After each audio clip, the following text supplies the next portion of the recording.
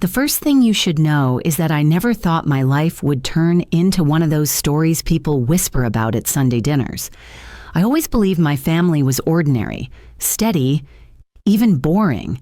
But nothing about what happened at my husband's funeral was boring. It was the day the ground shifted under my feet and the world I thought I knew cracked wide open. It was a chilly Saturday morning in Charlotte, North Carolina, the kind where the air feels damp and clings to your coat. The sanctuary of New Hope Baptist Church was packed wall to wall, the choir singing old gospel hymns that usually brought me comfort, but that morning only deepened the hollow in my chest. We were there to say goodbye to my husband, Marshall Mac Monroe. Everyone called him Mac, the man who had fixed neighbors' air conditioners for decades and never turned down a free plate of barbecue ribs at a block party. To most of the community, he was dependable and kind. To me, he was my partner of almost 40 years, the father of our 2 grown children, and the only man I ever trusted with my whole heart. His casket rested at the front of the church, draped in a cascade of white lilies, except there was no body inside. The authorities had called it a tragic boating accident on Lake Norman. His fishing boat capsized during a sudden storm, and his body was never recovered. The sheriff's office told me he was presumed drowned. Presumed. That word had cut through me like ice. I clung to it like a thread of hope. Even as the church filled with mourners speaking of him in the past tense, I sat in the front pew, wearing a black dress I had bought the day before at Belk because I hadn't owned anything quite formal enough. Beside me was my daughter Simone, polished as ever in a tailored gray suit, her phone buzzing silently in her lap.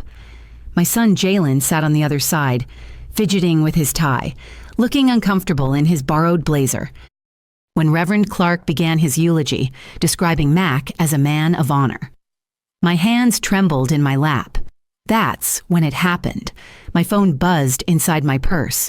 At first, I ignored it. Answering a call during a funeral would have been unthinkable. But something compelled me to glance down. It wasn't a call. It was a text message from an unknown number. The words made my heart stop. I'm still alive. That's not me in the casket. Trust no one. I nearly dropped the phone. My breath caught in my throat, and I felt the blood drain from my face. I stared at the message, unable to blink, as if the letters might rearrange themselves into something more rational. I whispered a prayer under my breath. Lord, what is this? Careful not to draw attention. I tucked the phone into my lap and read it again. Alive. How could that be? Mac's boat was found half sunk, his tackle box floating, his jacket tangled on the dock. I had cried myself to sleep every night since. Could it be some cruel joke with trembling fingers? I typed a reply. Who is this? What kind of sick joke are you playing? The answer came almost instantly, as if the sender was watching me. I can't say. They're watching. Don't trust anyone, not even family. My pulse roared in my ears. My gaze flicked to Simone beside me. Her expression was calm, almost too calm. As she dabbed her eyes with a tissue, Jalen looked genuinely broken, his shoulders hunched. My mind spun. Was the message hinting at them?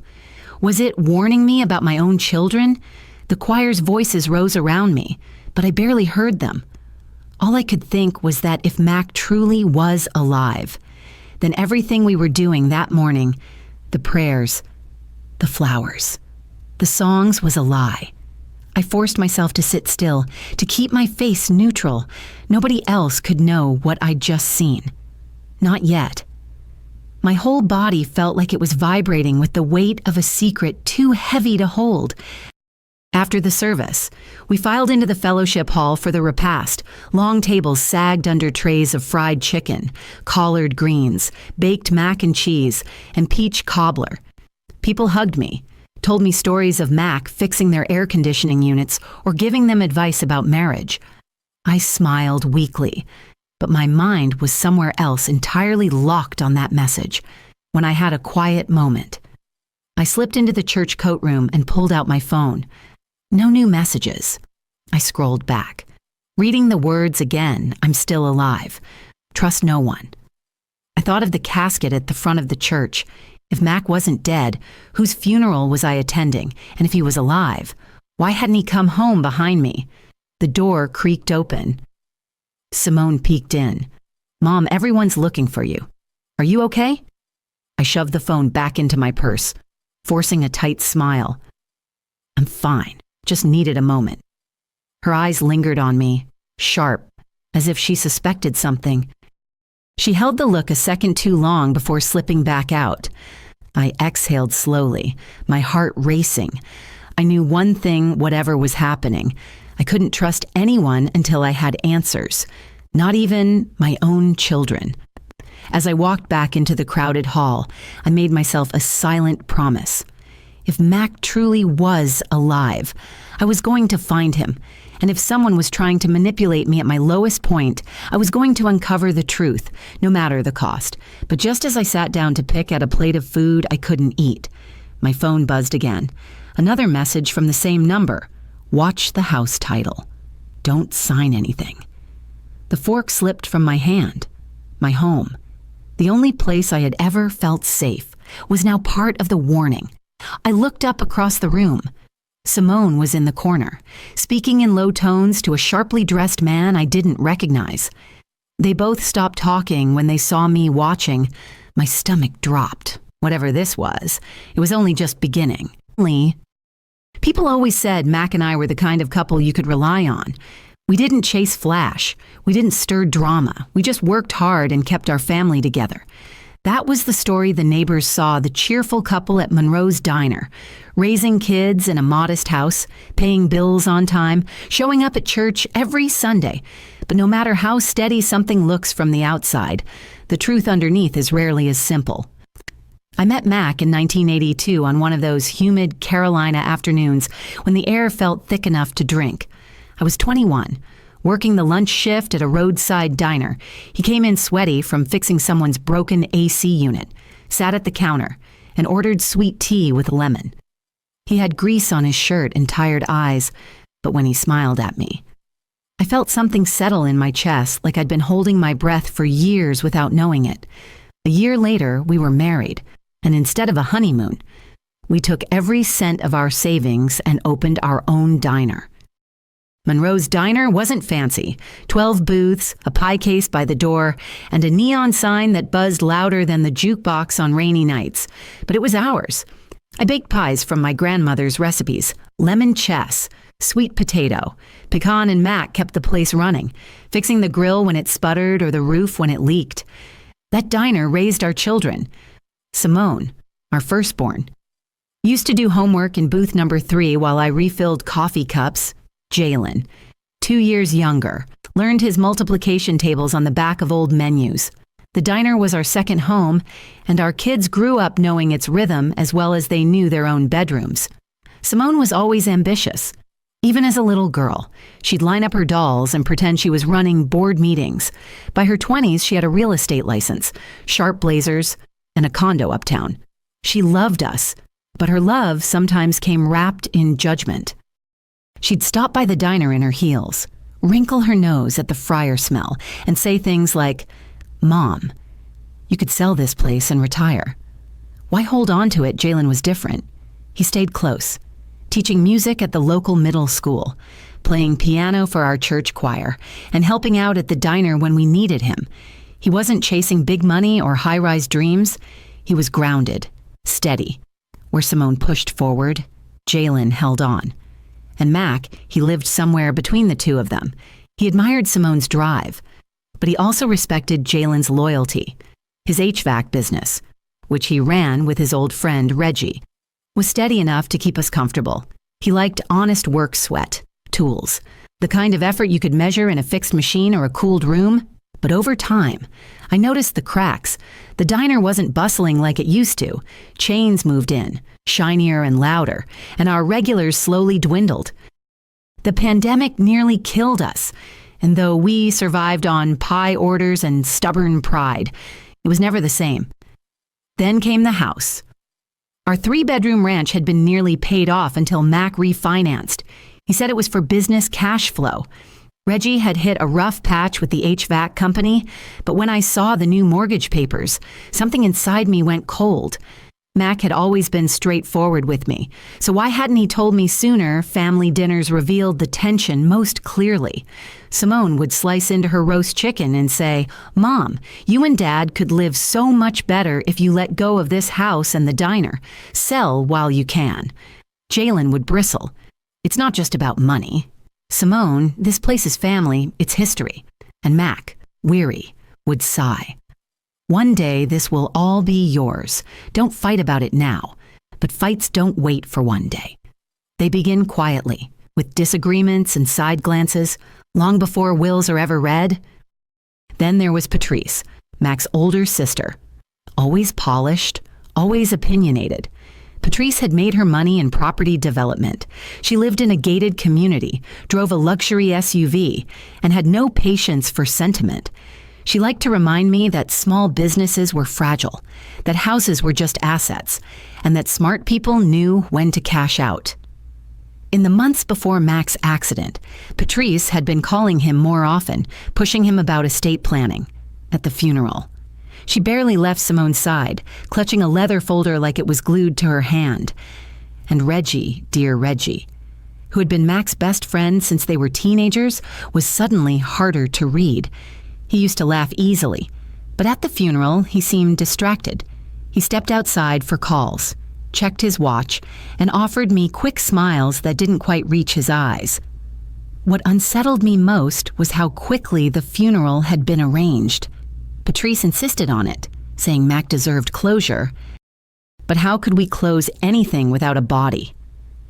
The sheriff had called it a drowning. I wanted to believe it, but the speed of it all gnawed at me. That night, after the guests had left and the house fell silent, I sat in the kitchen scrolling through old photos of Mac. One picture stopped me cold. It was from just a week before the accident. Mac was at the diner, grinning with a slice of pie in hand, but in the reflection of the diner's window, barely visible, was Reggie. He held a manila envelope tucked under his arm, his face turned toward the glass. Something about it felt wrong. Why did seeing him there lurking in the reflection send a chill down my spine? The message I'd received at the funeral echoed in my mind. I'm still alive. Trust no one. I looked at Simone's ambition, Jalen's loyalty, Patrice's interference, Reggie's unease, and I realized something I hadn't wanted to admit. Maybe the cracks in our family weren't just the usual kind. Maybe they were the kind that came with secrets, dangerous ones. And if Mac truly was alive, somewhere out there, then maybe the biggest question wasn't how he survived. Maybe it was why he was warning me about the people I loved most. Grief has a way of clouding everything: your sleep, your appetite, even your sense of time. The morning after Mac's funeral, I sat at the kitchen table staring into a cup of cold coffee.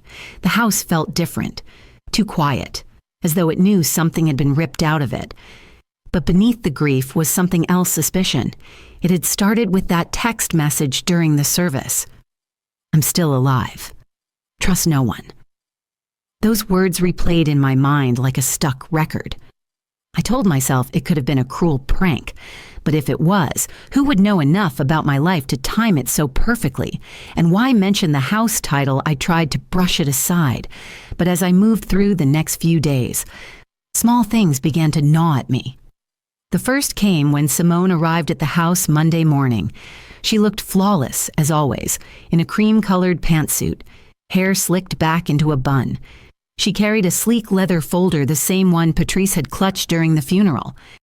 "Mom," she began, sitting across from me at the kitchen table. "We need to talk about next steps." "Next steps," I repeated, my voice still raw from crying. "Yes. The house, the diner, Dad's business arrangements. We should get ahead of things before they get messy." I frowned. "Messy, Simone? Your father isn't even officially declared dead yet. There's no body." Her lips tightened. The sheriff signed the presumption paperwork. "It's standard. You don't want to get stuck in probate limbo, do you?" Her tone was firm, almost rehearsed.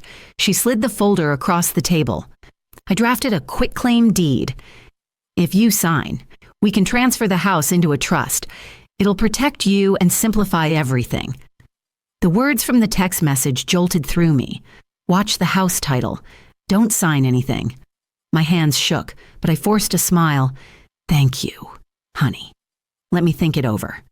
Her eyes flicked over me, sharp and assessing. Before she closed the folder, don't take too long. Delays create problems. The second sign came from Reggie. He dropped by the diner 2 days later, keys jingling in his pocket, his expression tighter than I'd ever seen. The place was empty. Lunchtime rush wasn't what it used to be, so I invited him to sit at the counter. I miss him too, Reggie said, his voice low. We worked side by side for 25 years. Feels strange without him. I studied his face. Reggie. What really happened on the lake? He blinked. The storm came quick. Mac wasn't wearing his vest, that's all there is to it, but his eyes darted away as he said it, and I remembered something Mac had always told me, Ava. Don't you ever step on a boat without a life vest? I don't care if it's a rowboat, safety first. Mac would never have gone fishing without that vest, not in a million years.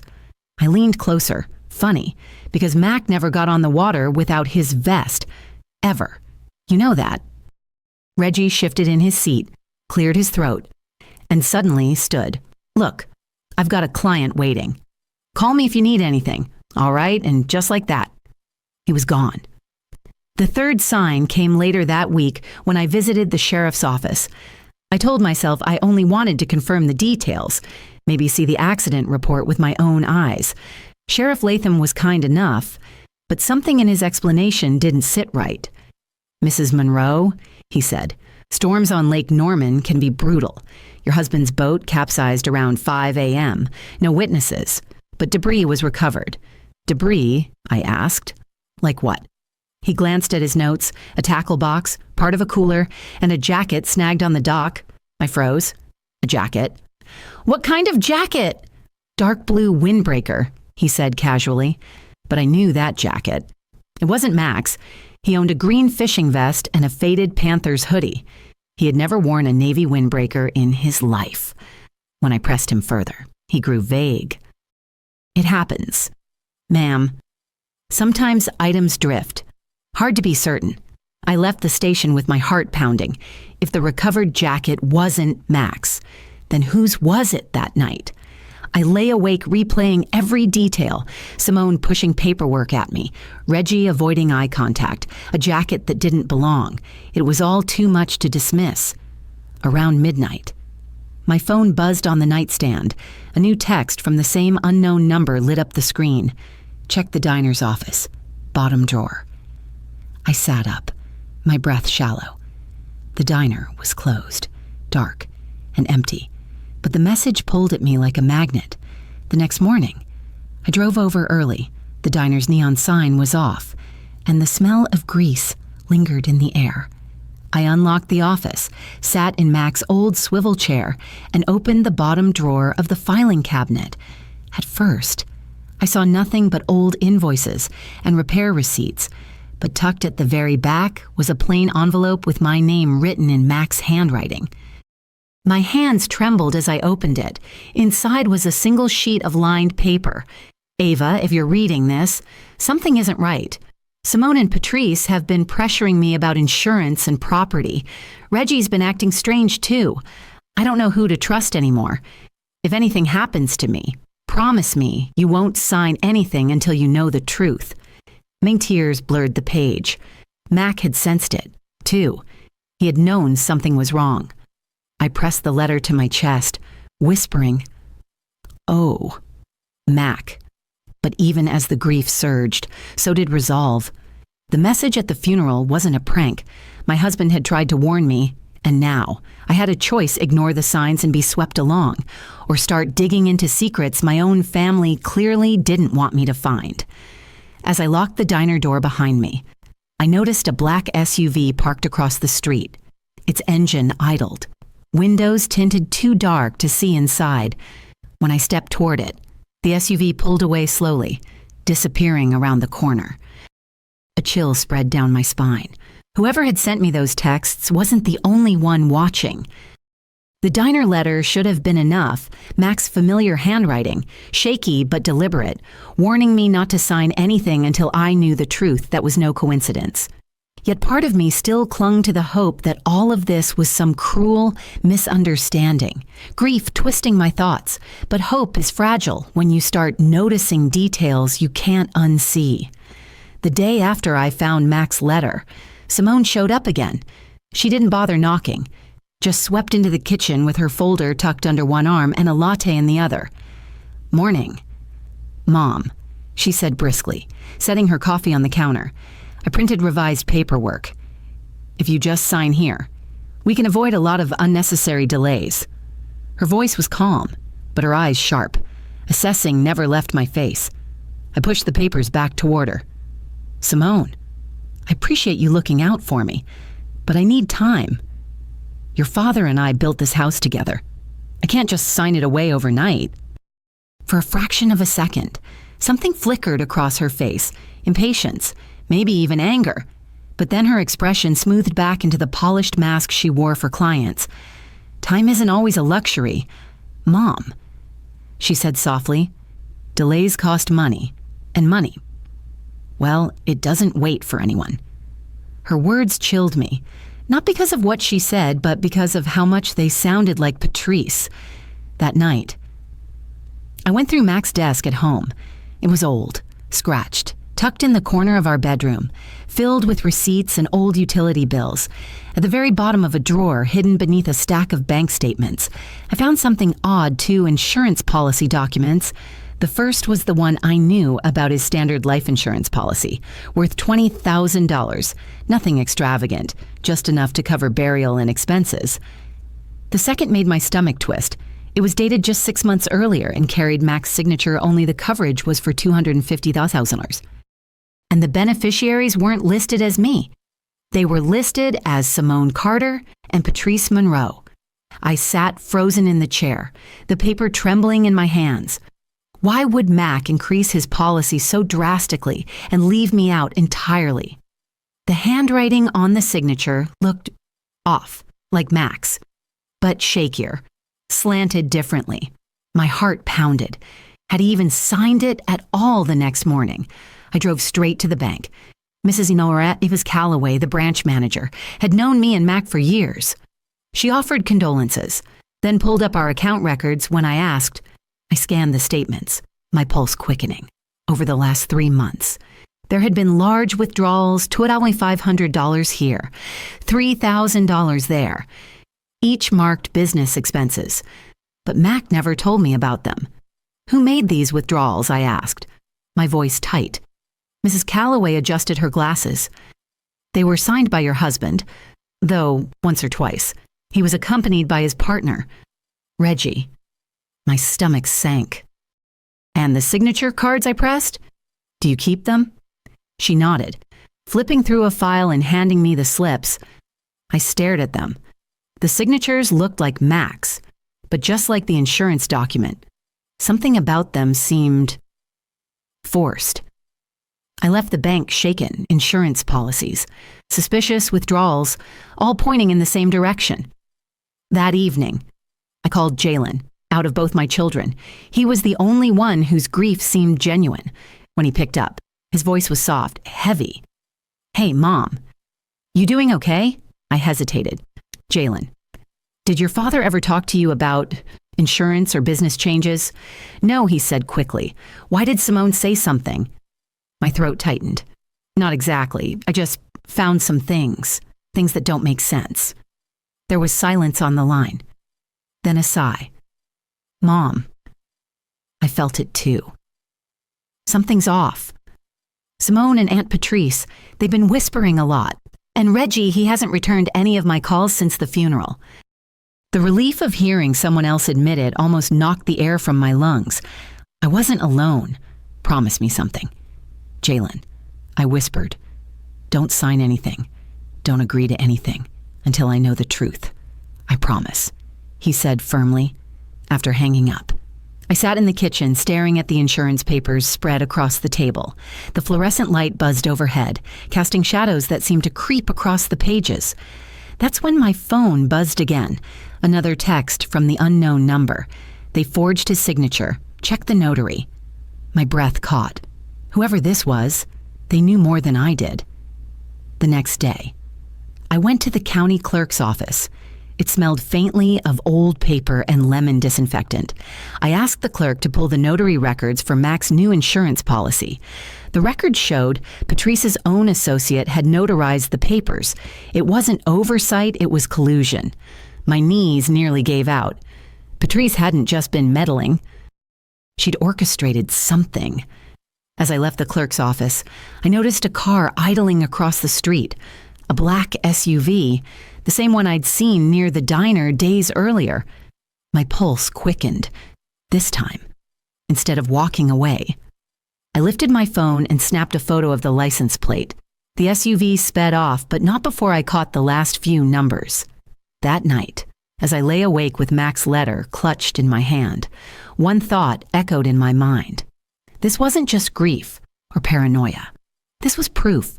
Someone close to me, maybe Simone, maybe Patrice, maybe both, was forging documents, stealing money, and trying to erase me from my own life. And if Mac had discovered the truth before me, maybe that's why he disappeared. But if he was still alive, where was he? And why hadn't he come home? I closed my eyes, tears slipping down my cheeks, and whispered to the dark, "I'll find you. Mac, I'll find the truth." Grief was supposed to make families closer. At least, that's what people kept telling me in the grocery store aisles and after church on Sundays. Lean on your children, they said. They'll guide you through this storm. But every day since Mac's funeral, the storm inside my own home grew darker. The evidence was piling up the suspicious withdrawals. The insurance policy I never knew existed. The notary tied directly to Patrice. None of it made sense if I looked at it through the eyes of a trusting wife. But when I forced myself to look at it as a betrayal, it all started to line up. And Simone's behavior was no longer the comforting hand of a daughter. It was the push of a stranger with an agenda. She came again on Tuesday morning, without calling. She always let herself in as if she were testing how much control she had over my space. This time, she carried a leather portfolio and wore her sharpest suit. "Mom, I had a client cancel, so I thought I'd stop by." "We need to talk numbers.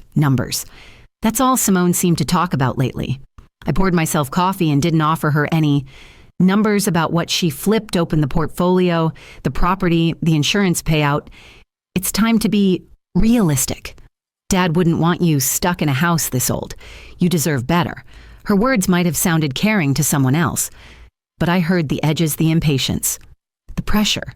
"Simone," I said carefully, "why are you so interested in the insurance money that's not yours?"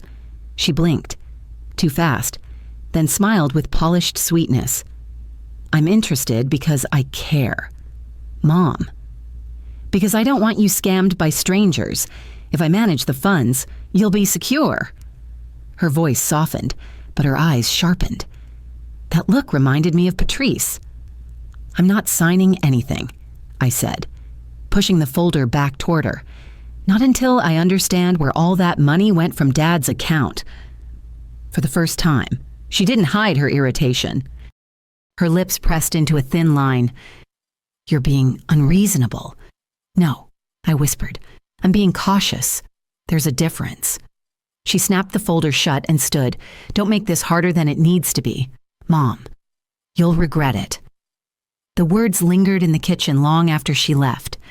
That night, I called Jalen. His voice was warm, worn with grief, but still steady, the opposite of Simone's polished hardness. "Something's wrong." "Jalen," I said, laying out the receipts, the fake-looking signatures, the new insurance policy. He was quiet for a long moment. Then he exhaled sharply. I knew it. "Mom, I didn't want to say anything, but I've seen Patrice and Simone whispering, always stepping away when I walk into a room, and Reggie, Dad's so-called partner, he's vanished. Won't return my calls." I swallowed the lump in my throat. "Do you think they—" "Yeah," he said bluntly. "I do, and I think Dad did too." His words both shattered me and gave me strength. The following afternoon, I returned to Mac's workshop. The scent of oil and wood shavings still hung in the air, a ghost of the man who'd spent decades building there. As I sifted through his drawers, my hand brushed against a thin folder wedged behind the tool cabinet. Inside, I found copies of invoices, large orders for industrial chemicals, signed M. Carter. But Mac never handled chemicals like that. He fixed engines and built cabinets. Why would he need solvents strong enough to strip paint or poison a man? My stomach churned. The signatures matched the ones on the suspicious bank withdrawals. Someone had been forging his name for months. When I showed the folder to Jalen later that evening, he rubbed his forehead. This is worse than I thought. They weren't just after insurance money, they were setting up a whole paper trail, making it look like Dad was careless, maybe even reckless. And now they want me to sign everything away, I whispered. He met my eyes. We need more. Something undeniable. Because if Simone and Patrice are willing to forge Dad's signature, they won't think twice about painting you as unstable. I shivered. He was right.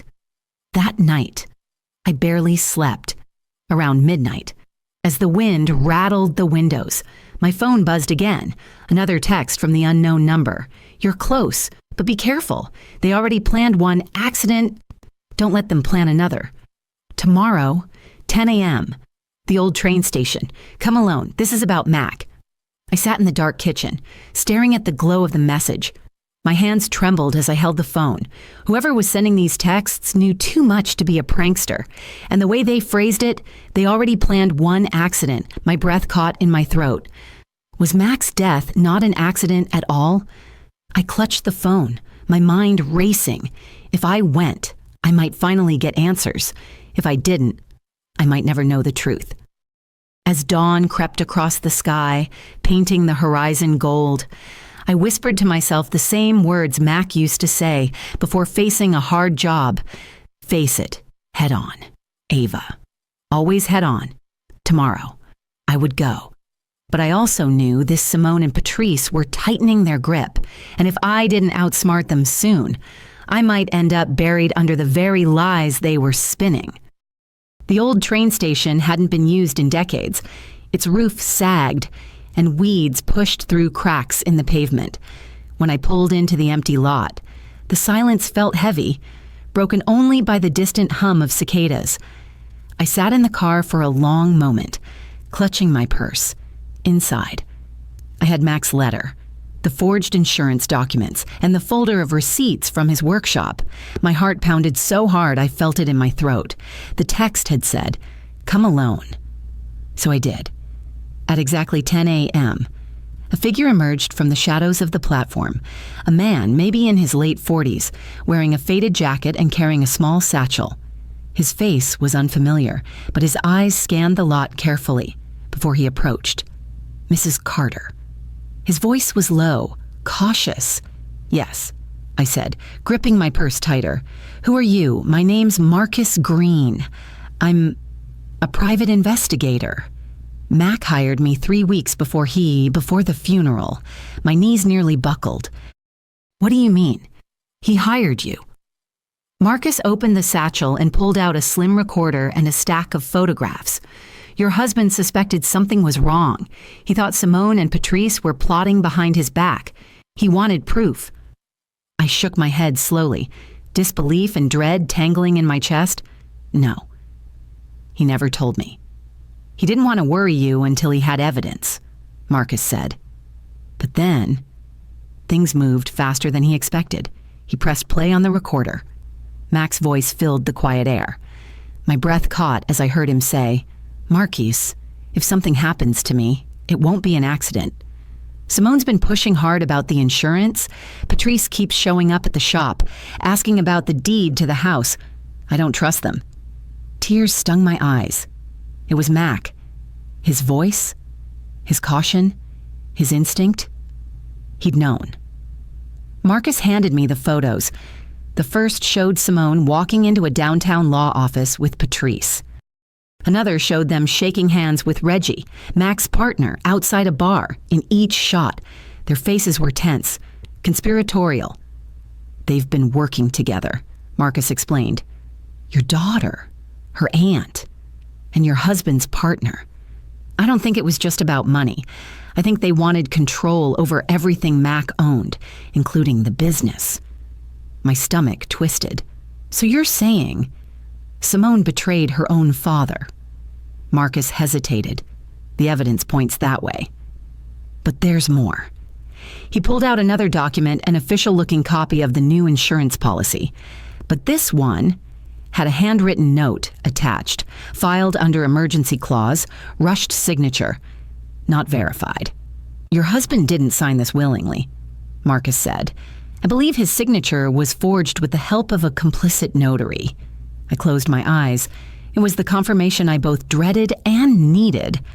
Why are you telling me this now? I asked, my voice shaking. Why didn't you go to the police? I tried, Marcus said firmly.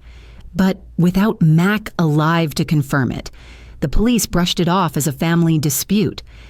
And Simone has connections. Her firm works with half the city council. Patrice, too. They have influence. He leaned closer. But Mac left something else for you. Something he wanted you to see if the worst happened. From the satchel. He pulled a small sealed envelope with my name written on it in Mac's handwriting. My fingers trembled as I tore it open. Inside was a short letter. My Ava. If you're reading this, it means I couldn't stop them. Don't let them trick you into signing anything. Simone may believe she's protecting the family, but Patrice has poisoned her mind. And Reggie, he's not who you think he is. Trust your instincts. Protect Jalen. He's the only one who still sees the truth. Love. Mac. I pressed the letter to my chest, my tears falling freely. Reggie, I whispered. What about him? Marcus's expression hardened. That's the part you don't know yet. Reggie wasn't just Mac's partner. He was Patrice's silent investor, and he's been funneling money out of the business for years. My breath caught. So Mac's shop was already compromised. Marcus finished. Your husband started piecing it together. That's when the pressure escalated. That's why he came to me. The pieces clicked together in my mind like shards of broken glass. The forged documents, the withdrawals, Simone's sudden obsession with control, Patrice's constant presence, Reggie's disappearance. It wasn't random. It was a web. Marcus leaned closer, lowering his voice. I have more evidence recordings, bank statements, enough to raise serious questions in court. But you need to be careful. They're watching you. That's why I sent those texts instead of meeting sooner. I stared at him. It was you. You sent the messages, some of the warnings. Yes, he admitted. But not all of them. That first message, the one about him being alive, I didn't send that. The relief that washed over me was mixed with fear. At least the mysterious texts weren't a cruel trick. But now the danger felt sharper. More real. Mrs. Carter, Marcus said, his tone firm. You're standing on the edge of something big. If you move too fast, they'll paint you as unstable. But if you move too slow, they'll box you in legally. You need to gather everything you can quietly and then strike at the right moment. I folded Mac's letter and tucked it into my purse. My heart was racing, but for the first time since the funeral, I felt something steady under the fear purpose. I'll do whatever it takes, I whispered. Marcus gave a single nod. Good. Because from what I've seen, they won't stop until they have it all. And you, Mrs. Carter, you're the last obstacle in their way. As I left the station, the autumn air felt colder, heavier. But I held on to Mac's letter like a lifeline. He had trusted me to finish what he started. And now, I knew one thing for certain. Simone wasn't just misguided. She was entangled in something far darker than I imagined. But if Patrice had poisoned her mind, as Max said, what had Simone agreed to and how far would she go? The questions burned in me as I drove home, unaware that the real storm was only beginning. The days after meeting Marcus felt like walking across thin ice, every step more dangerous than the last. I carried Mac's letter everywhere, tucked inside my purse, the way a soldier carries a weapon. It reminded me that I wasn't crazy, that my husband had seen the danger too, but even armed with the truth. I wasn't prepared for how fast things would unravel. On Friday afternoon, Simone arrived with Patrice again. This time, they didn't even pretend to be comforting. Patrice's heels clicked across my kitchen tile like a judge's gavel. Simone placed a neat stack of papers on the table and slid a pen toward me. "Mom, enough delays. We need you to sign. The buyers are lined up. Once this closes, you'll be free to move into a retirement condo. Safe, comfortable, no stress." Her voice was steady, but her eyes darted to Patrice for reassurance. I didn't touch the pen. "Your father built this house with his hands. He wanted me to live here, not in some box you picked out." Patrice leaned forward, her voice silk over steel.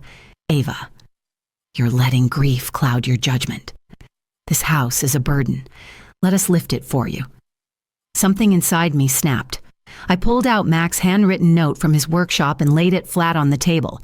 His words, scrawled in pen, stared up at them, Simone and Patrice pushing insurance. "Don't trust them." Simone froze. Patrice's expression flickered just for an instant before settling back into its calm mask. Mac was tired, Patrice said smoothly. He scribbled nonsense. You can't take a grieving man's paranoia seriously. But Simone's eyes betrayed her. She looked rattled, cornered. That was when I realized Simone wasn't leading this. She was following Patrice's script. I pushed the papers back. "I'm not signing. Not today. Not ever." Simone stood abruptly, gathering the documents with shaking hands. Patrice placed a hand on her shoulder, steering her toward the door, but not before whispering to me, "You'll regret this, Ava, sooner than you think." The words lingered like smoke. That night, Jalen came by. He found me pacing the kitchen, Mac's notes still on the table. I told him everything, the forged documents, the withdrawals, the meeting with Marcus. His face hardened with each revelation. "They're cornering you. Mom," he said, "we need to dig deeper. If Patrice and Simone are working with Reggie, there'll be a paper trail. Over the next 2 days, Jalen and I searched. He combed through property records. I went back through Mac's old shop receipts. That's when the next blow landed. On Sunday evening, Jalen arrived carrying a thick folder. Mom, you need to see this." Inside were copies of deeds. One name repeated over and over, Patrice Monroe, Development LLC. But on one document filed just 2 weeks before Mac's death, the workshop property had been transferred out of Mac's name. To who I whispered. Jalen pointed. "A holding company. Guess who runs it, Reggie?" My knees nearly gave out. Jalen slid another page forward, and there it was. Simone's signature, neat and deliberate, listed as witness. For a moment, I couldn't breathe. This wasn't Patrice pressuring her. This wasn't a mistake. My own daughter had stood beside them. A memory flashed before me, Simone at 8 years old, braids swinging as she scribbled homework in booth number 3 at the diner. She had once looked up at me and said, "Don't worry, Mom, when I grow up, I'll take care of you." The memory stabbed deeper than any forged signature ever could. My daughter hadn't just turned away from me. She had turned against her father's memory, too. It felt like betrayal layered on betrayal. Mac's partner, his sister-in-law, and his own child entangled in a scheme to strip him of everything. And then Jalen said the words that turned my blood cold. "Mom, I overheard Patrice on the phone," she said. "The certificate's taken care of. No one will question it." I gripped the edge of the table. "Certificate, the death certificate." Jalen said grimly, "She paid someone to call it natural causes. But Marcus told you about the poisoning. If we can prove the certificate is false, their whole plan crumbles." My head spun. Mac's death wasn't just suspicious, it had been staged, sealed with lies in official ink. Before I could respond, headlights flashed through the window. A car idled outside, its engine low and menacing. I peeked through the curtain. My breath caught. Simone sat in the driver's seat, Patrice beside her, in the back. Reggie leaned forward, his face lit by the glow of his phone. They weren't here by accident. They were watching me. I stepped back from the window, my heart hammering. Jalen, they're outside. He rushed to the curtain, his jaw tightening. They know we're onto them for long minutes. The car just sat there. 3 silhouettes against the dim streetlight, waiting, watching. As the car disappeared, I pressed a hand against my chest. It wasn't Patrice's threats or Reggie's cowardice that cut the deepest. It was Simone's face in that driver's seat. My baby girl, the one I had carried, raised and defended, now sitting among the very people plotting to erase me. The betrayal of a child doesn't just wound, it hollows you out. And yet, through the hollow, I felt something else, rising resolve, and Marcus's last text replayed in my mind. They're planning to declare you incompetent. Court hearing. Monday. If they win, they control everything. I sank into a chair, clutching Mac's note. My own daughter had stood beside them, pen in hand, while they dismantled everything her father built. The grief I felt at Mac's funeral had been crushing. But this was something else entirely. Grief sharpened into fury. They thought they could erase Mac with forged signatures. They thought they could silence me by questioning my sanity. But they had underestimated me. I whispered into the empty kitchen, my voice steady for the first time in weeks. You took my husband. You won't take me. The battle lines were drawn. The night Simone, Patrice, and Reggie idled outside my house. I knew one thing for certain: if I didn't fight back now, I'd lose everything Mac and I built, and maybe even my freedom. Grief had left me shaky, but betrayal hardened me. They thought I was weak, a lonely widow too fragile to stand on her own. They thought wrong. The next morning, I called Marcus. His voice was low but urgent. I told you they'd try to push you into incompetency court. He said, that's their fastest route to full control, but there's a way to stop them.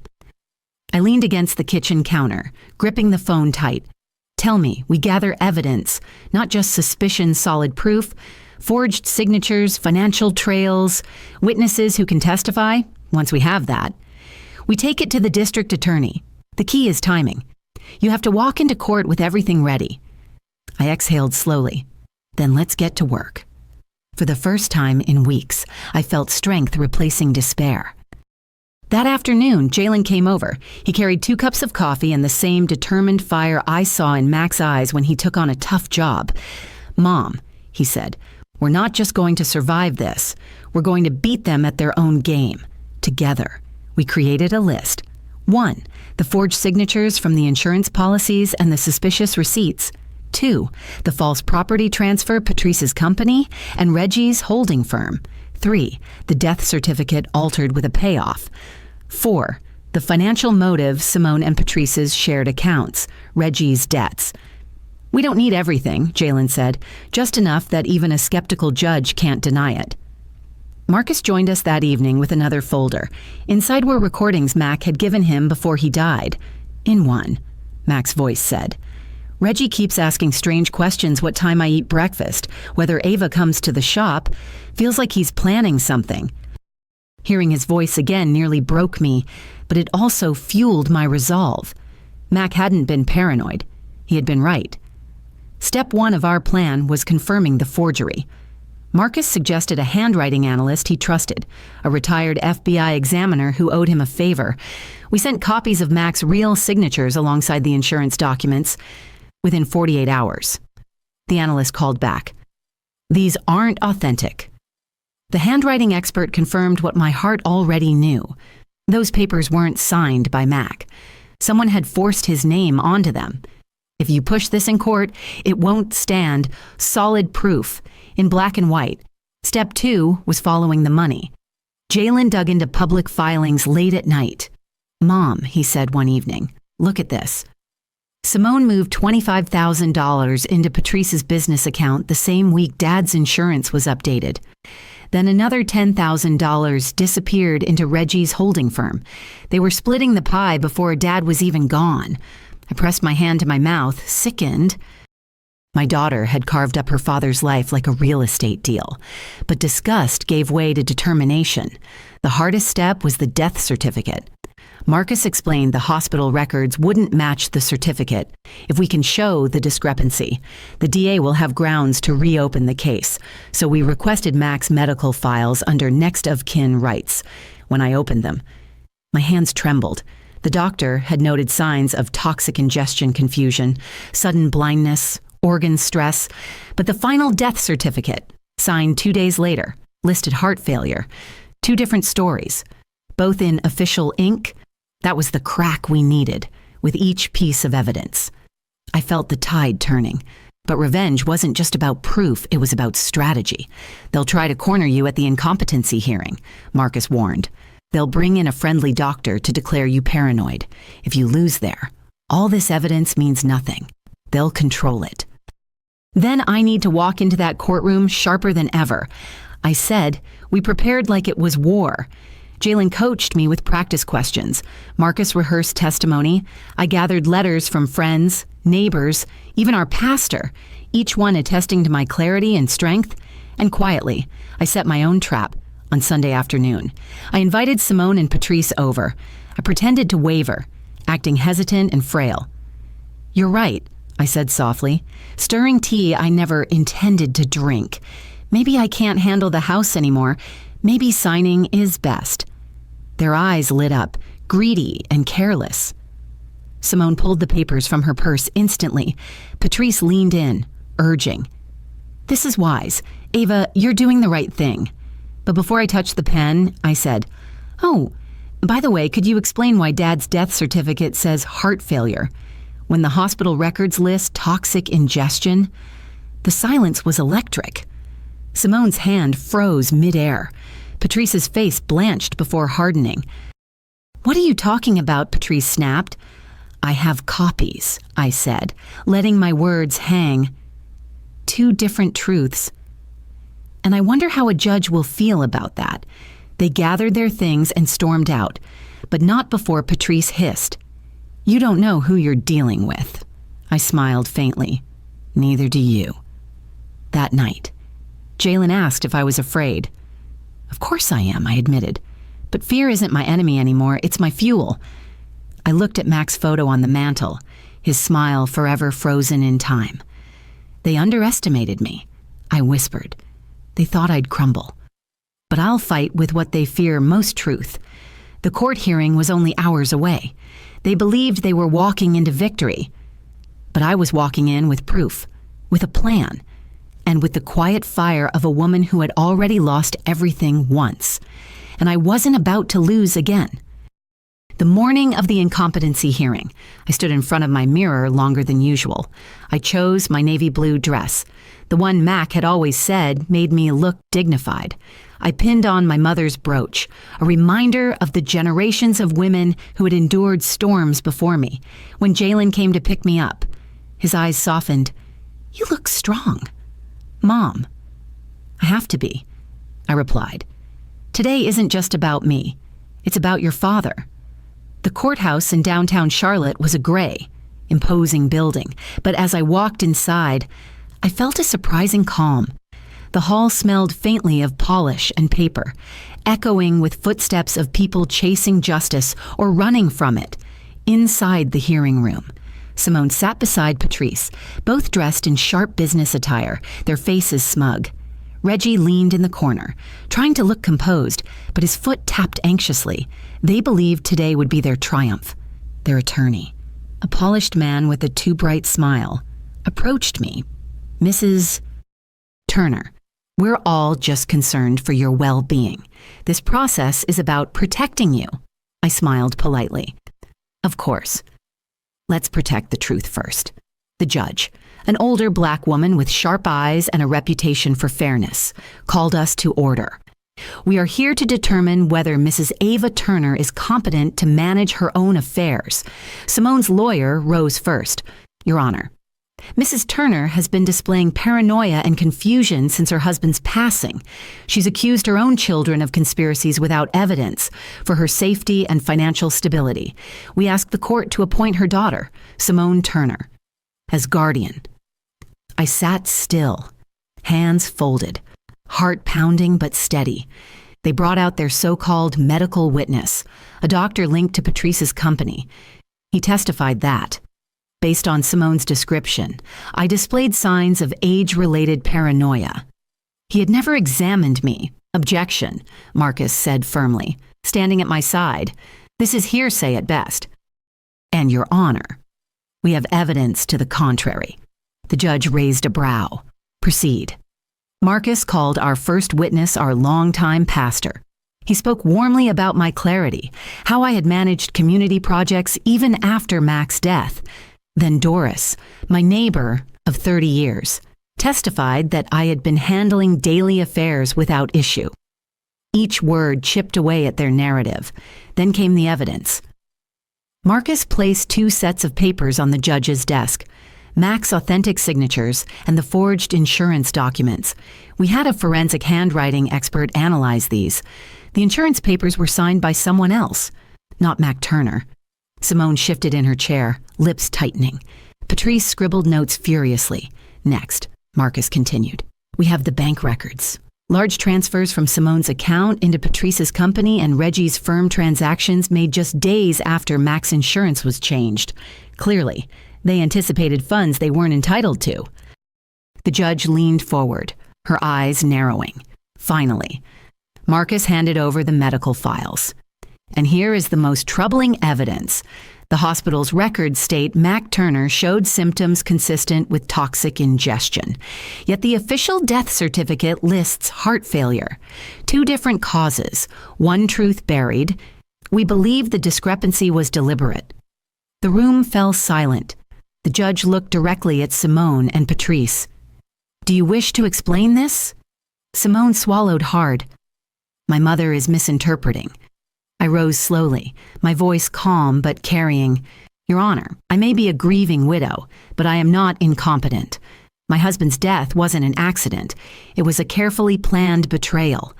And the people accusing me of paranoia are the very ones who profited from it. The judge called a recess. Outside in the hall, Simone stormed toward me, her face flushed. How dare you air our family business in public? I met her gaze steadily. Family protects each other. You tried to destroy me. That makes you something else entirely. She froze, the words striking harder than I intended. When court reconvened, the judge spoke firmly. I have reviewed the evidence. The claims of incompetency are unfounded. In fact, I am referring this matter to the district attorney's office for investigation into possible fraud and falsification of medical records. The gavel struck. Case dismissed. Simone gasped. Patrice slammed his briefcase shut. Reggie muttered a curse under his breath.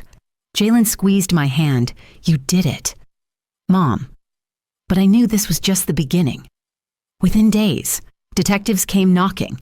The DA's office launched a formal investigation. The forged signatures, the suspicious bank transfers, and the conflicting death records formed a damning trail. Neighbors whispered when Simone's car was towed from her driveway. Patrice's office went dark after a subpoena arrived. Reggie disappeared for a week, only to resurface looking gaunt and nervous. I didn't gloat, I didn't need to. Justice was moving on its own now. Still, I made one quiet move of my own. I contacted Mac's old union lawyer and placed the house in a trust under Jalen's name. Whatever storms came next, this home would stay safe. The sweet revenge wasn't watching them fall. It was reclaiming my dignity. It was walking into that courtroom with my head high, knowing Mac's faith in me hadn't been misplaced. But there was one more twist I hadn't expected. A week later, Marcus brought me an envelope. Anonymous drop at my office. He said inside was a USB drive. On it, a recorded phone call between Patrice and a hospital administrator. Patrice's voice. Make it say, heart failure. We'll make it worth your while. Nobody needs to know about the poisoning. The administrator, how much? The sound of a transfer notification dinged in the background. Cold, undeniable proof. That night, I sat alone in the kitchen, listening to the recording over and over. My children had not only betrayed me, they had orchestrated their father's death. I thought of Simone's smug smile, Patrice's quick defenses, Reggie's nervous tapping. The lies they had spun like a spider's web, but webs collapse when touched by truth. And tomorrow, the truth would be delivered to the DA. I whispered to Mac's picture on the mantel. We're almost there. Love, justice is catching up. They won't win. I didn't know then how explosive the fallout would be or how much further the lies reached. But one thing was certain. The reckoning had begun. The investigation moved faster than I expected. Once the DA had the recording of Patrice bribing the hospital administrator, the dominoes began to fall. First came the subpoenas, then the arrests. I'll never forget the morning squad cars lined our street. Neighbors peered through curtains as Simone was led out in handcuffs, her designer coat slipping off one shoulder. Patrice shouted at reporters, trying to spin the story as a misunderstanding. Reggie kept his head down, lips tight, already broken under the weight of exposure. The evening news carried their faces, plastered under the headline fraud, forgery, and foul play family scandal. Rocks Charlotte, I didn't celebrate. Not in the loud sense, but inside, a storm had quieted. Weeks later, I sat in the courtroom once again. This time, I wasn't the accused, I was the witness. The prosecutor laid out everything: the forged insurance, the fraudulent property transfers, the manipulated death certificate, and then the phone call. Patrice's voice echoed through the speakers, sharp as a knife. Make it say heart failure. We'll make it worth your while. The jury members stiffened. Reporters scribbled furiously when asked to testify. I rose with steady legs. My husband was a good man. He deserved better than to be erased by greed, and I may be his widow, but I am not weak. I will not let his legacy be rewritten by lies. Simone wouldn't meet my eyes. Patrice tried to smirk, but it looked brittle, like glass about to shatter. Reggie simply wept. The verdicts came swiftly. Guilty on all counts: fraud, conspiracy, falsification of medical records. As the gavel struck, a strange stillness filled me. It wasn't triumph. It wasn't even relief. It was something deeper: peace. Mac's truth had been spoken, and so had mine. But the story didn't end in that courtroom. Life after betrayal is quieter, slower. At first, I wasn't sure what to do with myself. The house felt too big, too empty. But then I remembered Mac's words in his letter: "Don't let them steal your spirit." So I began small. I painted the kitchen a soft yellow, his favorite. I cleared the workshop and turned it into a community garden. Neighbors helped me plant tomatoes, basil, even sunflowers that stretched high toward the Carolina sky. Every bloom felt like proof that life could still grow out of ruin. Jalen came by often, his laughter filling the house. He'd inherited his father's steadiness, his way of fixing things, not just furniture, but people. Together we built something new.